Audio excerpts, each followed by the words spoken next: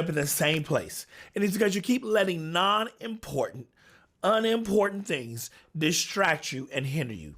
If you're finally tired, I mean sick and tired of starting over, watch this video and learn how to get back on track and fix your focus. I want you to stay to the end though, because I'm going to give you a bonus distraction that's actually caused you to lose focus. So first, let's define what a distraction is. A distraction is a thing or things that prevent you from giving your full attention to something else. So I want to share with you a distraction of mine, something that I dealt with. And a lot of people don't want to admit this, so I'm going to say it because it's my show. And it's family. When you might resonate with this if you're the person that is the most dependable, one of the most reliable people.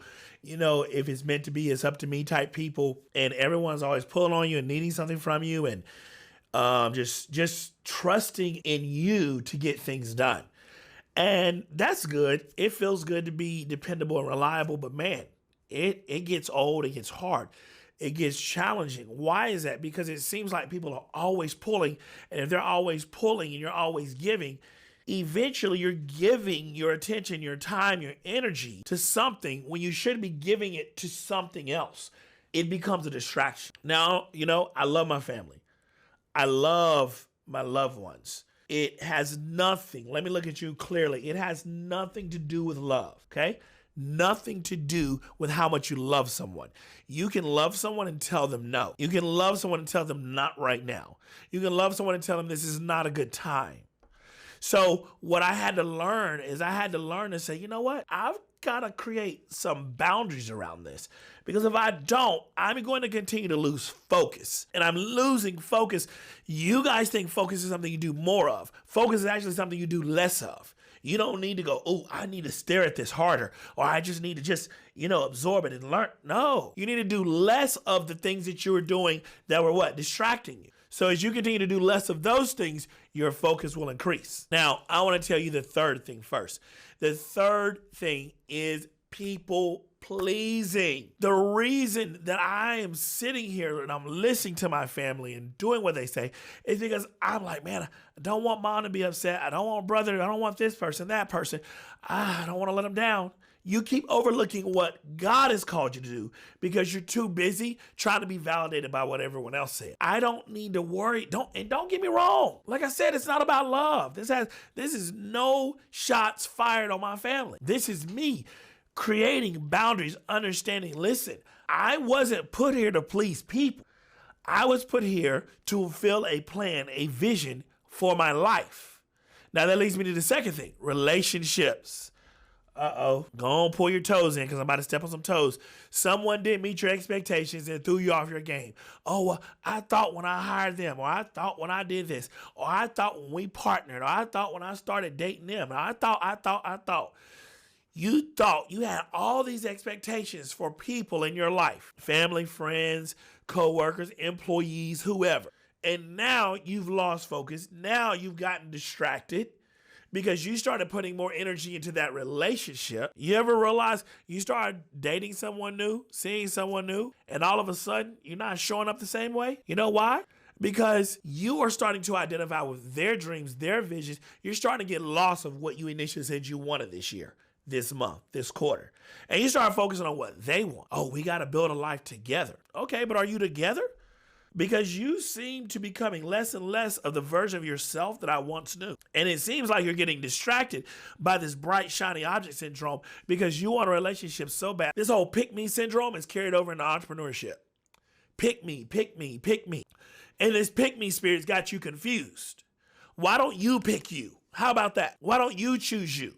Why don't you say, you know what? It's time for me to pick me. I don't need someone else to pick me. I don't need someone else to validate me. I don't need someone else to prioritize me because I pick myself. Now, here's the top one right here. Since I said that I should just go straight into it. Offense. Man, everyone, I feel like y'all have a magnifying glass that has offense wrote on it, and we're walking around in this generation looking to be offended. See, something someone said, or maybe they did, offended you. You were too busy trying to take things personally that were never said in a personal manner. Honey, it's called business. Well, she said it. No one cares. We do not care. Why? Because this is a business environment. Why are you bringing personal things into a business environment? It doesn't matter. Let it go. You cannot take things. It's a verse that I love. Psalms 119, 165. It says, great peace have they which are law, and nothing shall offend them.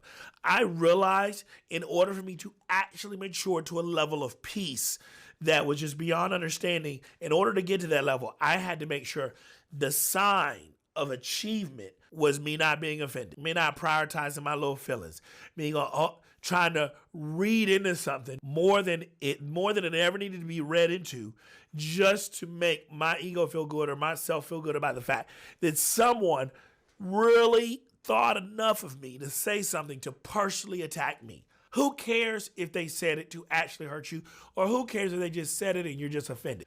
9 out of 10 times you feel that way because that was your interpretation. And you need to look inside yourself and just go, hey, there's a gap between where I am and where I want to be, and I got to become better. And here's that bonus I was telling you about, and that's imposter syndrome. You're constantly telling yourself that you are not good enough, and instead of doing the work to show up as your best, you just rather sit there and say, you know what?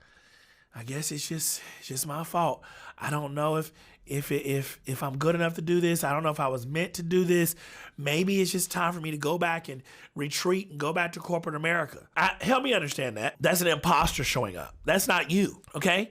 So you got to speak to that person. You gotta find out mentally, does that version of me need therapy? Does that version of me need counseling? Because sometime you realize there's a point in your development where you stopped because of some trauma, some stuff you went through, and you didn't mature past that point. So we've got to go back in time to the 18-year-old, 17-year-old, 14-year-old, 25-year-old version of you when you were hurt. And we got to address that stuff, because any other person that shows up, they're an imposter. They're not the real you. We're trying to get them to show up and do things, but no, that's not the real me. The real me is bold. The real me is strong. The real me is courageous. So here's what I want you to do. I want you to go check out that video that I actually talk about becoming the best version of yourself and overcoming imposter syndrome, because when you watch that, you're going to learn this is going to help me stay focused. And do me a favor. If you like this, I need you to comment. Let me know. I want you to comment. I want you to like. I want you to subscribe, because I want to provide more content just like this for you.